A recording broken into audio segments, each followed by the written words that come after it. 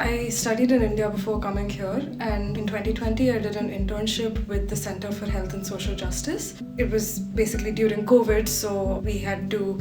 have a lot of interviews over the phone with women in rural areas and a lot of community health workers, but also a lot of the women who were living in the rural areas and young girls. By this time, there had already been a lot in the news about the public health system in India and its various failings and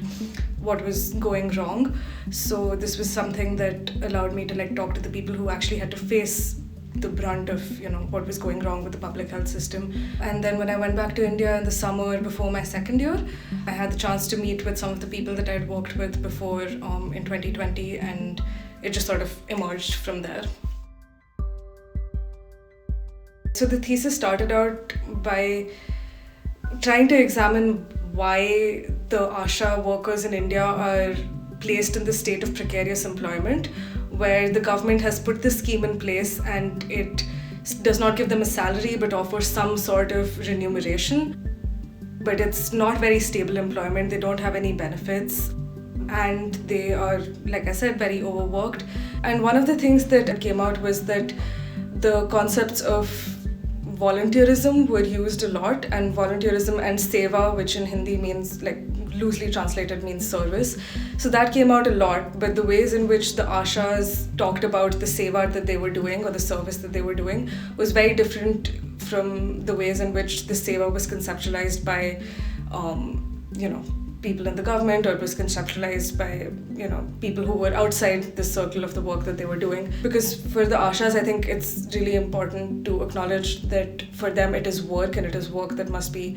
paid fairly and it must be compensated fairly. But there's a lot that goes into the conceptualization of female community health workers, and a lot of that is based on how the state sees women's labor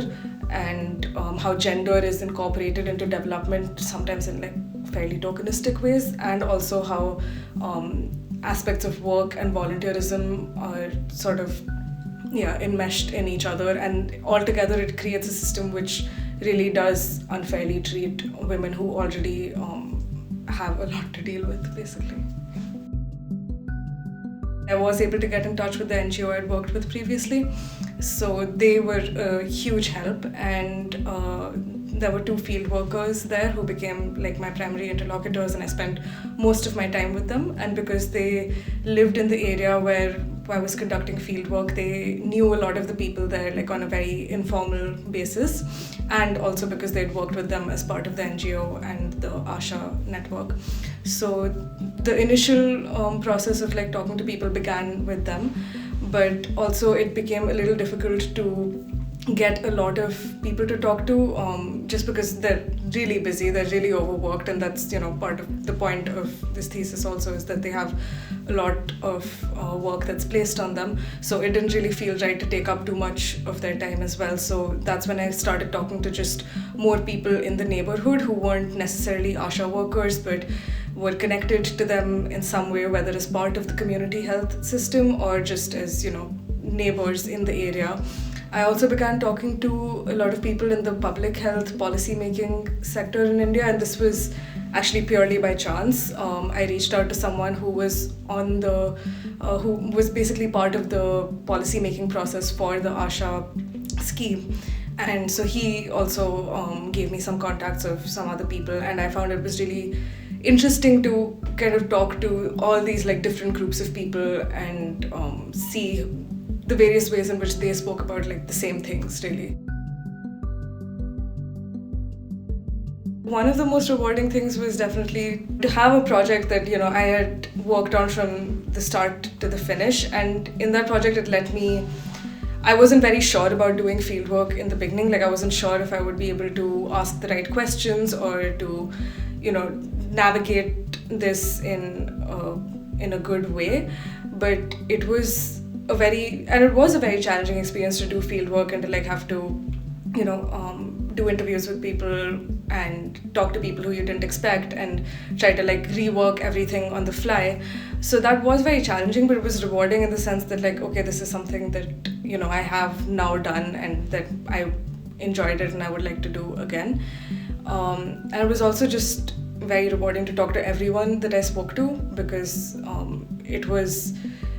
again, very different from what I expected, and everyone was just very eager to talk to me and very open, and just, the fieldwork wasn't just limited to interviews at the end of the day. It was a lot about the informal conversations we had. It was a lot about the things they would tell me, like while we were walking together. And so it was nice to also broaden my horizons that way. I really enjoyed it. The 2 years were like a lot of ups and downs, but I think there were some things that really stood out, and the department was very different from what I was used to, because in my undergrad it was a much bigger class size, and so it was very different, but very nice also to have smaller classes where it was a lot about engaging with the readings, engaging with your classmates, with your professors, and there was really a lot more freedom to, for you to like look into what you wanted. Like there was no one to sort of handhold you through the process, but there was a lot of guidance, and people were always open to talk if you ever wanted to. But it was definitely a lot of freedom, which is what I enjoyed. So yeah, I think it was pretty nice. Right now, I'm an intern at the Social Protection Department in the International Labour Organization, and I'm basically working with my supervisors on the initial drafts of the World Social Protection Report, which essentially looks at the social protection policies, benefits, schemes around the world, and kind of